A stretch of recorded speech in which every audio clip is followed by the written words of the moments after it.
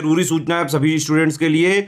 Study for civil services का Android app Google play store में आ चुका है, उसको प्लीज तुरंत इंस्टॉल कर लीजिए। और अगर आप स्टडी फॉर सिविल सर्विसेज के सिर्फ ऐप से कोई भी कोर्स, कोई भी पीडीएफ परचेज करते हैं तो उसमें अप्लाई कूपन, अगर आप ज्ञान सर जो है आप उसमें अप्लाई करते हैं, ये कूपन कोड है, तो उसमें 20% फीस तुरंत माफ हो जाएगी। मतलब 20% डिस्काउंट तुरंत उसमें लग जाएगा। ज्ञान सर लिखना है, नॉर्मली ज्ञान सर स्मॉल लेटर में है सब कुछ, कोई स्पेस नहीं, कोई कॉलम नहीं, सिर्फ ज्ञान सर GYANSIR। इस तरह से अगर कूपन कोड लगाते हैं आप ऐप में बाई करने से पहले, जो अप्लाई कूपन वाले में आता है, तो 20% का डिस्काउंट तुरंत मिलेगा। वीडियो देखिए। नमस्कार दोस्तों, अपने आर्टिकल की रिवीजन सीरीज़ में आपका स्वागत है। तो हम लोग ने एक नई चीज़ शुरू करी है, सारे पॉलिटी के इंपॉर्टेंट आर्टिकल करेंगे, है ना। तो जितने पेपर में आते हैं वो मैं सब आपको करा दूंगा, परेशान होने की ज़रूरत नहीं है। 10 से 15 क्लास में सब हो जाएगा। बस आपको डेली 10 से 15 मिनट इस वीडियो का जितना भी बनेगा, 5 से 10 मिनट, आपको उसको डेली रिवीजन करना है। तो कल मैंने एक लेक्चर डाला है, आर्टिकल आपको 1 से 11 कराया था। तो चलिए पहले इसको रिवीजन करते हैं। आज 12 से 22 आर्टिकल करेंगे, ठीक है। 22 तक करेंगे हम लोग। डेली 10 आर्टिकल ही कराऊंगा, उससे ज़्यादा नहीं कराऊंगा, ठीक है। आप देखेंगे फिर जैसे ही 10-15 क्लास होंगी आपको सारे इंपॉर्टेंट आर्टिकल लर्न होंगे जो एग्जाम के लिए रेलिवेंट होते हैं। तो चलिए लेक्चर को शुरू करते हैं। तो कल का पहले रिवीजन कर लीजिए। आर्टिकल 1 क्या कहता है? संघ का नाम और राज्य क्षेत्र, यानी name and territory of the union. Article 2 कहता है नए राज्यों का प्रवेश या स्थापना। नए राज्यों का प्रवेश मतलब जो राज्य बने नहीं है, भारत में नहीं थे, जैसे सिक्किम है ना, एग्जाम्पल से आप याद रख सकते हो, तो वो आर्टिकल 2 के तहत बना है। और ऐसे ही आर्टिकल 3 जो है, 2A नहीं याद रखना है, कट गया है। आर्टिकल 3 कहता है नए राज्यों को बनाना जो ऑलरेडी बने थे, जैसे तेलंगाना आंध्र प्रदेश से काट के बना, ऑलरेडी एग्जिट करता था ना तेलंगाना। राज्यों का नाम चेंज करना है, बाउंड्री चेंज करनी है, तो ये सब आर्टिकल 3 के तहत होगा, ठीक है। और आर्टिकल 4 कहता है कि 2 और 3 में अगर परिवर्तन होगा, ठीक है, मतलब आर्टिकल 2 और 3 में परिवर्तन होगा तो शेड्यूल 1 और शेड्यूल 4 में भी चेंजमेंट करना पड़ेगा, ठीक है। चलिए, ऐसे आर्टिकल 5 आपको याद रखना है, citizenship at the commencement of constitution, ठीक है, यानी संविधान के प्रारंभ में नागरिकता। 6 और 7 आपको नहीं याद रखना है। 8 कहता है जो POI होते हैं, मतलब पर्सन ऑफ इंडियन ऑरिजिन होते हैं, PIO माफ़ कीजिएगा, पर्सन ऑफ इंडियन ऑरिजिन, जो भी भारतीय मूल के बाहर रहते हैं उनके क्या अधिकार होंगे भारत में, ठीक है। मान लीजिए जैसे कोई भारत का नागरिक है, वो बाहर रहने लग गया है, तो उसके क्या क्या अधिकार होंगे, ये आर्टिकल 8 में दिया है। आर्टिकल 9 कहता है नो ड्यूअल सिटीजनशिप, मतलब दोहरी नागरिकता नहीं ले सकते आप, ठीक। आर्टिकल 10 कहता है नागरिकता के अधिकार का बना रहना, कंटिन्यूएशन ऑफ इंडियन सिटीजनशिप या राइट्स ऑफ सिटीजनशिप। और आर्टिकल 11 बहुत ही आसान है, कहता है संसद के पास अधिकार है सिटीजनशिप के तहत कोई भी कानून बनाने का। 5 स्टार क्वेश्चन है ये, आर्टिकल इस बार पूछ सकता है। ऐसे ही आर्टिकल 12 जो है, आर्टिकल 12 वो डेफिनेशन ऑफ स्टेट या परिभाषा देता है राज्य की। तो इसमें बहुत ही वेग टर्म है ये स्टेट। इसका मतलब क्या है? स्टेट का मतलब ये जो जैसे उत्तर प्रदेश, मध्य प्रदेश ये होता है, नहीं। स्टेट का मतलब होता है जितनी भी गवर्नमेंट बॉडीज़ होती हैं, है ना, जहाँ भी गवर्नमेंट का पैसा लगा हुआ है। जैसे आप ये मानो MP जो है होते हैं मेंबर ऑफ पार्लियामेंट है, हमारी पार्लियामेंट है, लोकसभा जिसको कहते हो, विधानसभा है, राज्यसभा है, जितनी सरकारी चीज़ें हैं, रेलवे है, एग्जीक्यूटिव बॉडी जितनी है, मतलब कहने का है स्टेट का मतलब ही हो गया सारी सरकारी चीज़ें, ठीक है। कहीं पे कुछ प्राइवेट भी हो जाती हैं जहाँ पे गवर्नमेंट का इन्वॉल्वमेंट होता है, तो ये लोग आपके फंडामेंटल राइट नहीं छीन सकते। तो स्टेट मतलब एक तरह से सारी गवर्नमेंट अथॉरिटी होती है, ठीक। आर्टिकल 13 कहता है कोई भी कानून ऐसा नहीं बनाया जा सकता जो हमारे फंडामेंटल राइट को छीन ले। अगर कोई कानून ऐसा है जो हमारे फंडामेंटल राइट को छीनता है तो उसको तुरंत नल एंड वॉइड कर दिया जाएगा, है ना। तो इसी को लेके आर्टिकल 368 से बहस भी चढ़ गई थी, क्योंकि आर्टिकल 368 में तो दिया है कि फंडामेंटल राइट को अमेंड किया जा सकता है, और आर्टिकल 13 कहता है कि नहीं, फंडामेंटल राइट को अमेंड नहीं किया जा सकता। तो यहाँ पे केशवानंदा भारती केस आया था 1973 में, अगर याद हो आपको, केशवानंदा भारती केस। उसमें क्या था कि ठीक है, आप आर्टिकल 13 के तहत भी फंडामेंटल राइट को 368 के तहत कर सकते हो, पर बेसिक स्ट्रक्चर जो है, यानी मूल ढांचा जो है उसका, बेसिक स्ट्रक्चर वो चेंज नहीं होना चाहिए। तो इन शॉर्ट आर्टिकल 13 आपको क्या याद रखना है? ये याद रखना, मूल अधिकारों से असंगत या उनका अल्पीकरण करने वाली विधियाँ। Law inconsistent with or in derogation of fundamental right shall be null and void, ठीक है। तो कोई भी अगर लॉ का मतलब जो पार्लियामेंट बनाती है, लॉ का मतलब जो प्रेसिडेंट ऑर्डिनेंस पास करता है, यही काम राज्यों में भी हो सकता है, जो राज्यों की विधानसभा बनाती है, गवर्नर ऑर्डिनेंस पास करता है, ये सब कानून है। अगर कोई भी कानून हमारे फंडामेंटल राइट को ही छीन लेगा तो उसको नल एंड वॉइड कर दिया जाएगा। कैसे? बाय सुप्रीम कोर्ट उसका जुडिशियल रिव्यू करेगा, है ना। तो जो जुडिशियल रिव्यू है, न्यायिक समीक्षा है, न्यायिक समीक्षा वो आर्टिकल 13 में आती है, ठीक है। तो सिंपल टर्म ये है, आर्टिकल 13 न्यायिक समीक्षा यानी जुडिशियल रिव्यू की बात करता है। दूसरा नंबर, कोई भी फंडामेंटल राइट ऐसे नहीं हो, कोई भी लॉ ऐसा नहीं हो सकता जो हमारा फंडामेंटल राइट छीन ले, ठीक। चलिए, अब दूसरा जो आपको अब ये याद रखना है, समता का अधिकार यानी राइट टू इक्वालिटी, आर्टिकल 14 से 18। राइट टू इक्वालिटी 14 से 18। स्वतंत्रता का अधिकार यानी राइट टू फ्रीडम 19 से 22। Right against exploitation 23-24। Right to freedom of religion यानी धार्मिक स्वतंत्रता का अधिकार 25 से 28। कल्चरल एंड एजुकेशनल राइट यानी संस्कृति और शिक्षा संबंधी अधिकार 29-30। संपत्ति का अधिकार आर्टिकल 31 जो कि हटा दिया गया है। और आपको पता होगा 44 कॉन्स्टिट्यूशन अमेंडमेंट एक्ट 1978 से इसको हटा के इसको क्या कर दिया गया था, legal right under article 300A। अभी मैं इसको आपको कराऊंगा अभी पार्ट 12 में। अभी आप ये रिवीजन कर लो कि जो भी हमारा प्रॉपर्टी का राइट आर्टिकल 31 से हटाया गया था वो 44 कॉन्स्टिट्यूशन अमेंडमेंट से हटा के आर्टिकल 300A में डाल दिया गया था पार्ट 12 में। ठीक है, तो एक बार चलिए फिर से रिवीजन कर लेते हैं हम लोग। राइट टू इक्वालिटी यानी 14 से 18। राइट टू फ्रीडम 19 से 22। Right against exploitation 23-24। Right to freedom of religion 25 से 28। Cultural and educational right 29-30। Right to property हटा दो अब 44 constitution amendment act 1978 300A part 12। मजा आया रिवीजन करके कि नहीं? ऐसे ही राइट टू कॉन्स्टिट्यूशनल रेमेडीज जिसको रिट पावर कहते हैं हम, वो आर्टिकल 32 में। हिंदी में भी देख लो, समता का अधिकार 14 से 18। स्वतंत्रता का अधिकार 19 से 22। शोषण के विरुद्ध अधिकार 23-24। धर्म की स्वतंत्रता का अधिकार 25 से 28। संस्कृति और शिक्षा संबंधी अधिकार 29-30।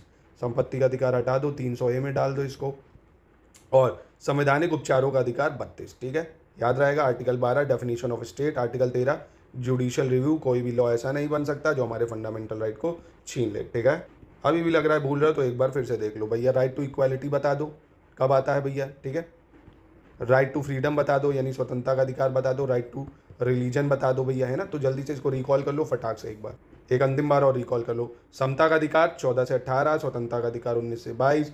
शोषण के विरुद्ध अधिकार 23-24। धर्म की स्वतंत्रता का अधिकार 25 से 28 में दिया है। संस्कृति और शिक्षा संबंधी अधिकार 29-30। संपत्ति का अधिकार हटा दो 300A में डाल दो, पार्ट 12 में डाल दो। 44 कॉन्स्टिट्यूशन अमेंडमेंट एक्ट 1978 से इसको हटा दो और 32 रिट्स पावर। ठीक है, अब चलिए आज हम लोग को 14 से 22 को देखना है, इसको देखते हैं। तो देखिए अगेन पहले इंग्लिश में बोलूंगा फिर हिंदी में। ठीक है, थोड़ा पेशेंस रखिए। आर्टिकल 14 इक्वालिटी बिफोर लॉ और इक्वल प्रोटेक्शन ऑफ लॉ, यानी हिंदी में कहें तो विधि के समक्ष समता एवं विधियों का समान संरक्षण। अब इक्वालिटी बिफोर लॉ ये हमने कहाँ से लिया है? ये हमने लिया है ब्रिटेन से। ठीक है, और इक्वल प्रोटेक्शन ऑफ लॉ ये हमने लिया है USA से। ठीक है, अब बाकी इसको डिटेल में समझाएंगे अलग, अभी आपको सिर्फ आर्टिकल याद रखना है। इक्वालिटी बिफोर लॉ और इक्वल प्रोटेक्शन ऑफ लॉ यानी कानून के समक्ष सब समान है, इसलिए तो कानून के आंखों में पट्टी है भाई, वो किसी को नहीं देखूंगा, सब मेरे लिए बराबर है। पर क्या हकीकत में भारत में ऐसा होता है? तो कानून बनते ही हैं तोड़ने के लिए। और इक्वल प्रोटेक्शन ऑफ लॉ ये हमने USA से लिया, फिलहाल आर्टिकल 14 में इतना याद रखो। आर्टिकल 15 कहता है आप किसी को भी डिस्क्रिमिनेट नहीं कर सकते। कौन कौन से ग्राउंड पे? रिलीजन, रेस, कास्ट, सेक्स और प्लेस ऑफ बर्थ, मतलब धर्म के आधार पर और उसका गोरा काला रंग के आधार पर, जाति के आधार पर, और उसका जो लिंग होता है कि मेल है, फीमेल है, ट्रांसजेंडर है, और वो कहाँ जन्म ले रहा है ना। तो इन 5 आधारों पर 1 2 3 4 5, ये भी याद रखना, 5 आधारों पर डिस्क्रिमिनेट नहीं किया जा सकता। छठे पे तो हम कर सकते हैं ना, तो पुलिस में कहते हैं ना भैया आपकी इतनी हाइट होनी चाहिए, इतना चेस्ट होना चाहिए, तो ये तो डिस्क्रिमिनेशन हुआ। आदमी कहते हैं भैया मैं टिंगू हूँ, मुझे जॉब नहीं दे रहे, उसको दे दिया, तो ये अलाउ है ना, इसमें कोई ऐसी दिक्कत नहीं है। ठीक है, मतलब इन 5 ग्राउंड पर डिस्क्रिमिनेट नहीं हो सकता, सिंपल। आर्टिकल 16 कहता है लोक नियोजन के विषय में अवसर की समता, equality of opportunity in matter of public employment, मतलब कोई भी DSP SDM का फॉर्म भर सकता है अगर भारत का नागरिक है तो, है ना, वो सबको समान अधिकार है। पर हाँ, रिजर्वेशन यहाँ पे एक एक्सेप्शन की तरह है कि किसी को रिजर्व ज़्यादा सीट होंगी, किसी को कम होंगी, तो वो एक एक्सेप्शन है। तो क्या कहता है article 16? Equality of opportunity in public employment या लोक नियोजन के विषय में अवसर की समता। ऐसे ही 17 बहुत ही आसान है, अनटचेबिलिटी या अस्पृश्यता की बात करता है आर्टिकल 17। ठीक है, याद रहेगा। आर्टिकल 18 एबोलिशन ऑफ टाइटल से डील करता है, मतलब किसी को ये नहीं कर सकते महाराजा धीराज मोदी जी, महाराजा धीराज अमित शाह, है ना, महाराजा धीराज राहुल गांधी, ये सब नहीं, किसी भी तरह के टाइटल को एबॉलिश करता है आर्टिकल 18। ठीक है, हाँ, सेना संबंधी दिए जा सकते हैं, एकेडमिक दिए जा सकते हैं, जैसे बोलते नहीं कर्नल, ब्रिगेडियर, डॉक्टर, इंजीनियर, तो ये सब अलाउ है, बाकी कोई टाइटल नहीं। अब ये नहीं अपने आगे भारत रत्न मिला तो नाम लगा लो, भारत रत्न सचिन तेंदुलकर, ये सब नहीं हो सकता। ठीक है, आप अपने आगे टाइटल नहीं लगा सकते।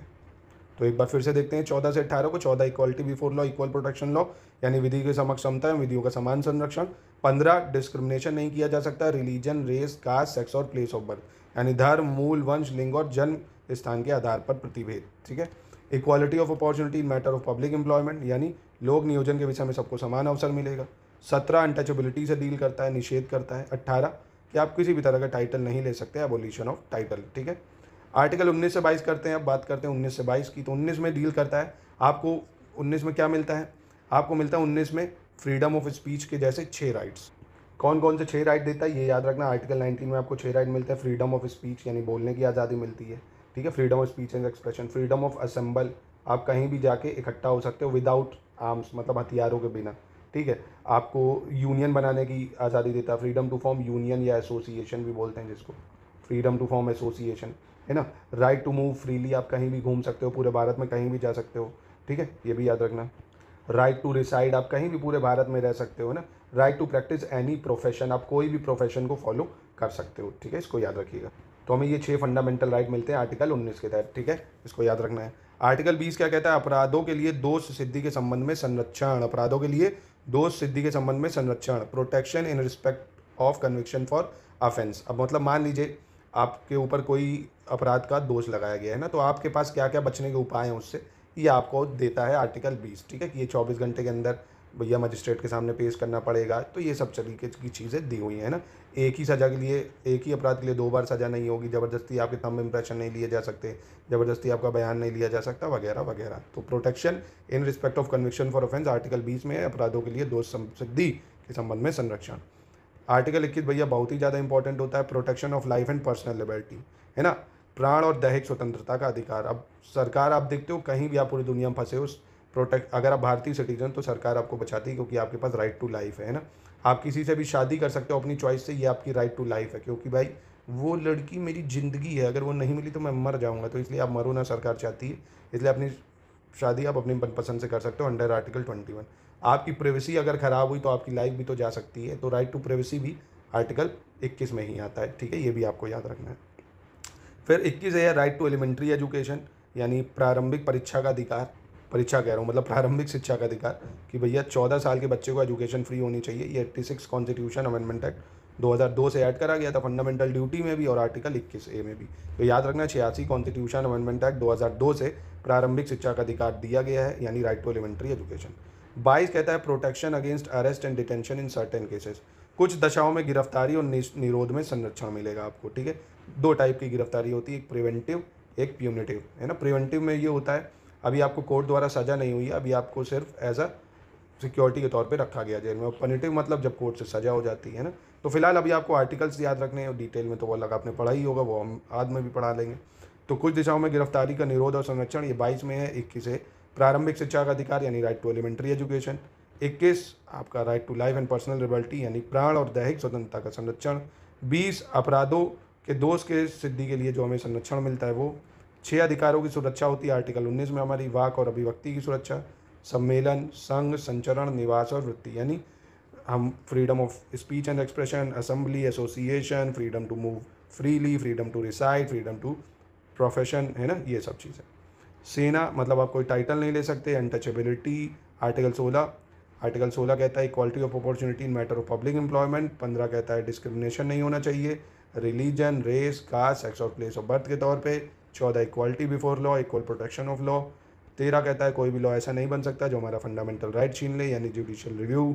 12 डेफिनेशन ऑफ स्टेट। तो क्या शराज शानदार आर्टिकल रहे कि नहीं, कमेंट में ज़रूर बताइएगा। तो ये सब चीज़ें जो आप एंड में रिवीजन कर रहे हैं स्टडी फॉर सिविल सर्विसेज में, इन्हीं सबका पेड ग्रुप में डिटेल में आपको मॉड्यूल वाइज जब तैयारी कराई जाती है, इसी तरह से आपको तैयारी कराई जाती है। आपको पूरा एक युद्ध के लिए जैसे तैयार करते हैं, डेली आपको पेड मॉड्यूल में मिलती है video classes, test series, paid quiz, जो स्टडी मटेरियल मिलना है वो इंपॉर्टेंट। तो सिर्फ उतना ही आपको लगातार आप प्रैक्टिस अगर 6 घंटे कर रहे हैं तो आप आराम से 1 साल में यूपी पीसीएस की अच्छी रैंक हासिल करके एसडीएम या डीएसपी की पोस्ट ले सकते हैं। तो अधिक जानकारी के लिए आप स्टडी फॉर सिविल सर्विसेज में कॉन्टैक्ट कर सकते हैं। नमस्कार, मिलते हैं कल अपने नेक्स्ट वीडियो में।